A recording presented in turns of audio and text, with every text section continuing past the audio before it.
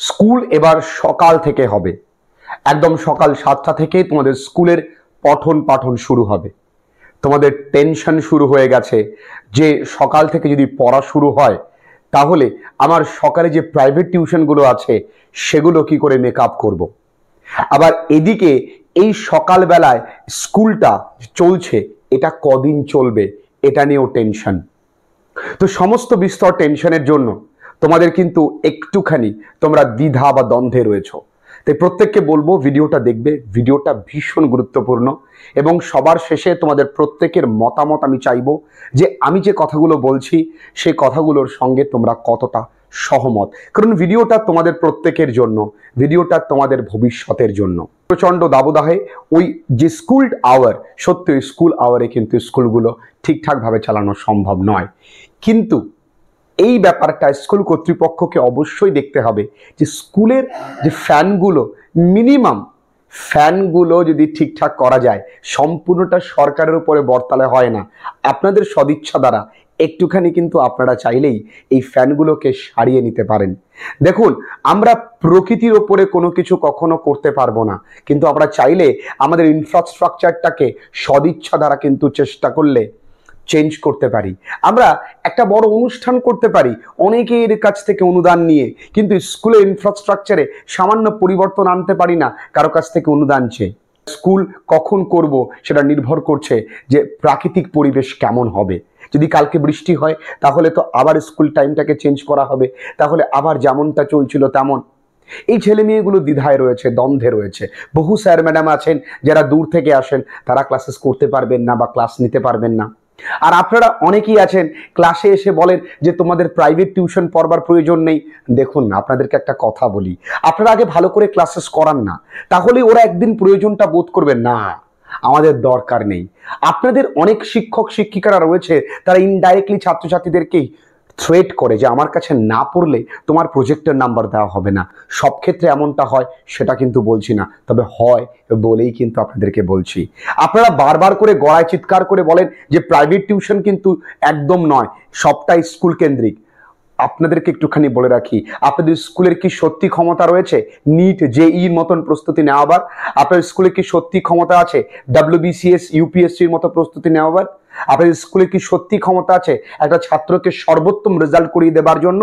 একটা বেকার ছাত্র যে আপনাদের জায়গায় পৌঁছতে পারে, কিন্তু বর্তমান সিস্টেমের জন্য ও কোথাও না কোথাও আটকে রয়েছে, যে আজকে প্রাইভেট টিউশন পড়ায়, পূর্ণ সম্মানের সঙ্গে পড়ায়, সে পূর্ণ চেষ্টা করে পড়ায় যাতে ওই ছাত্রটির ভালো রেজাল্ট হয়, আপনি তার পেটে লাথি মারছেন, আপনি তার শিক্ষাগত যোগ্যতার উপরে প্রশ্ন তুলছেন। আপনার স্কুলে বহু ছাত্রছাত্রী আছে যারা তাদের কাছে পড়াশুনো করে এবং তারা তাদের ওই যে বেকারত্বের যন্ত্রণা, তাদের মুখের হাসি দেখে সেই যন্ত্রণাটাকে তারা মুছে ফেলে। আপনার এতটুকু বাধে না সেই শিক্ষকগুলো, সেই গৃহশিক্ষকদের বিরুদ্ধে কথা বলতে? আপনাদের জিপটা কি দিয়ে তৈরি?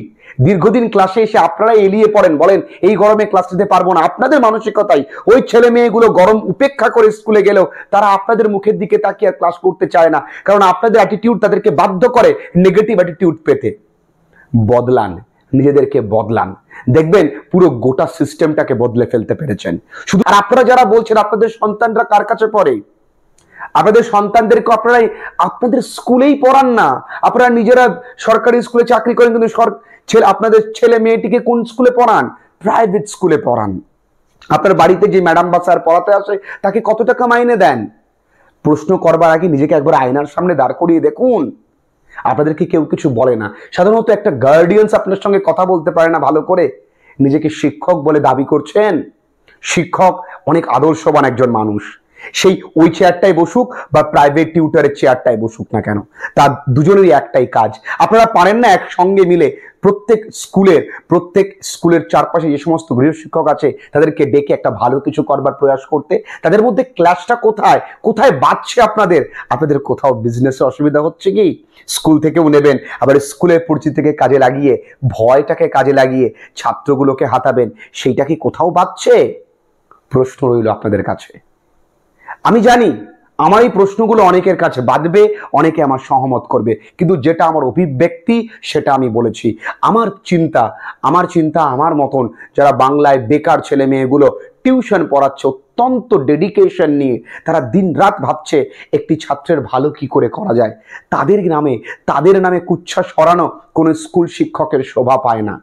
একবার একটু চোখটা বন্ধ করে ভাবুন তো, আপনারাও কোনো সময় টিউশন পড়িয়েছেন, আপনারাও আপনাদের বেকারত্বের জ্বালাটাকে একটু হলেও মিটিয়েছেন টিউশন পড়িয়ে। আজকে সিস্টেমের জোরে আপনি ওইখানে, আর আমরা সিস্টেমের জোরে বা আমরা সিস্টেমের শিকার। প্লিজ এগুলো বন্ধ করুন। অ্যাটলিস্ট নিজে যদি আপনার মধ্যে মনুষ্যত্ব থাকে এইটুকুনি বন্ধ করুন।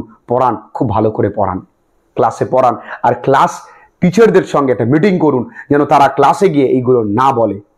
এগুলো তাদের যে ছেলে মেয়েদের উদ্দেশ্যে বলছে, সেই ছেলে মেয়েরা কিন্তু সেই শিক্ষককে ভালো চোখে দেখে না, এটা মনে রাখবে। আর তোমরা বাংলার আপামর ছাত্রছাত্রীরা, তোমরা এটা মাথায় রেখে দাও, এই যে গরম, এই গরম আবার কমে যাবে, গরম কমে বর্ষাকাল আসবে, তখন দেখবে তোমাদের স্কুল টাইমিং চেঞ্জ হবে। তোমাদের গৃহশিক্ষকরা যেইভাবে তোমাদের সময় দেবে, একটু স্যারের সঙ্গে কোপ আপ করে নেবে, কোনো পড়াই বন্ধ হবে না। এই গরম কিন্তু দেখবে না যে তুমি স্কুল বন্ধ করেছো, বা তুমি ক্লাস বাঙ্ক করেছো, বা তুমি ক্লাস টিচারের কাছে যাওনি, বা স্কুল টিচারের কাছে যাওনি, বা তুমি প্রাইভেট টিউটরের কাছে যাওনি, কোনোটাই ফাঁকি দেওয়া যাবে না। দুটোকেই সমানভাবে চালাতে হবে। তাই তোমার গৃহশিক্ষক যে সিদ্ধান্তটা নেবেন, তোমার কোন সময় পড়াবেন, সেইটাকে পূর্ণ সহমত দিয়ে তুমি কিন্তু দুটোকেই ব্যালেন্স করে চলবে। তাই তোমাদের কিন্তু লড়তে হবে।